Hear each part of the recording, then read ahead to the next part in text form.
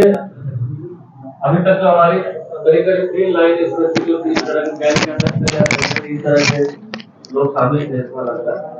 जिसमें पहला आपको पता होगा केपी सिंह और जो बिरबानी वाला गया। सेकंड में आपको जो एक तोमर वाला जो गैंग में लोग शामिल हुए, जो राजपुर वाली प्रॉपर्टी थी जो अलग एक निकला।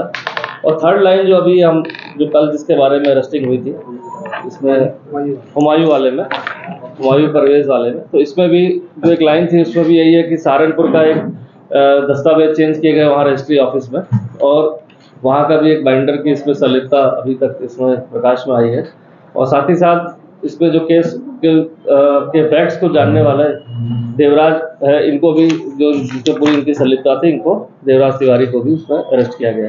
तो इस लाइन में भी जैसे मैंने कहा कि हर जो इस केस की तय है उसका एक ही मोडस ऑपरेंडी दिख रहा है कि पहले कोई विवादित संपत्ति हो या जिसका कोई वारिसान ना हो या कोई उसको बहुत दिनों से खाली हो, विदेशों में रह रहा हो या नहीं यहाँ पर है, ऐसी संपत्तियों की जानकारी लोग करते हैं कहेंगे, चाहे वो एडवोकेसी में रहे हों, चाहे वो बाहर हो, चाहे वो किसी चीज़ में हो जहाँ कहीं वो कोई वाद लड़ रहे हों, जहाँ ये जानकारी हो जाती है कि ये विवादित है या इसमें कोई मूल वारिसान अभी नहीं है।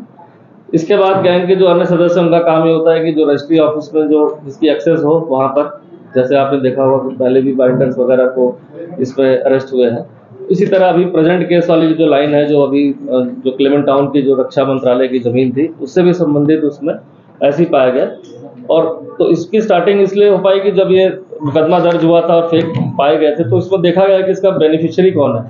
तो इसमें एक हुमायूं परवेज था जिसकी अरेस्ट हुई थी और उसके पिताजी के नाम उसने अपनी लैंड कराई थी 25 बीघे। इसी तरह देवराज तिवारी, इसने भी अपने पिताजी के नाम 25 बीघे कराई थी। देवराज तिवारी को ये पता था कि एक मदन मोहन है जिनका ये केस लड़ रहा था 2000, मदन मोहन शर्मा जो दिल्ली के थे और इनका केस लड़ रहे थे कैंट बोर्ड से। तो 2017 में वह केस वापस हो गया क्योंकि उसमें कोई ऐसे साक्ष्य नहीं मिले। तो 3 साल जब ये केस लड़ने के बाद पता चला कि इस संपत्ति का कोई वारिसान एक्चुअल में ये ना होकर, और ये संपत्ति बहुत पुरानी है, ये सरणी मल लाला मणिराम की थी जो बहुत पहले यहाँ पर रहे होंगे और जिनका कोई भी मृत्यु होने के बाद कोई भी वारिस नहीं था जिसने क्लेम किया होगा।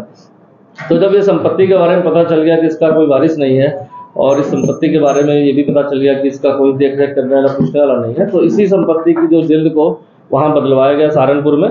और इसमें जो बाइंडर था देवकरण नाम का है, इसको देव कुमार, इसकी पहचान हुई है। इसके लिए भी हमारी टीम काम कर रही है। साथ ही साथ इसमें एक लड़की का भी नाम आया था, जो लड़की को एम्प्लॉय किया गया था। वो लड़की कहीं डायरेक्ट संलिप्तता नहीं थी इस पूरे गैंग के साथ, उसको इस तरह एम्प्लॉय किया गया था कि जैसे रजिस्ट्री है, किसी चीज़ की कॉपी करनी इंग्लिश में, उर्दू में या किसी भी भाषा में, तो एक तरह से गैंग उसका जो एक्सपर्टाइज था वो था कि आप कोई भी उसको डॉक्यूमेंट देते हैं या फाइल देते हैं तो उसको कॉपी कर देती है एज इट इज। तो उसको एक नौकरी पर इसलिए तक के पैसे देते थे कि भाई आपको एक डॉक्यूमेंट कॉपी करना है, तो क्या है उसी तरह का वो उतार दिया जाता था, खाली नाम चेंज हो जाता था और सब कुछ उसी तरह से उतार दिया जाता था। उसकी कोई डायरेक्ट संलिप्तता अभी तक पूछताछ में नहीं आई है, लेकिन उसका एक एज अ काम करने के रूप में उसको जॉब का दे दिया कि जॉब वर्क है आपका और आप उसको कर दें। तो वो भी एक अहम हमारे हाथ जो पड़ी है वो इस फर्जीवाड़े की पता चली है। तो इसमें अभी ये जो आपका देवराज तिवारी, इनकी अरेस्ट हुई है, अब इनको न्यायालय में पेश किया जा रहा है।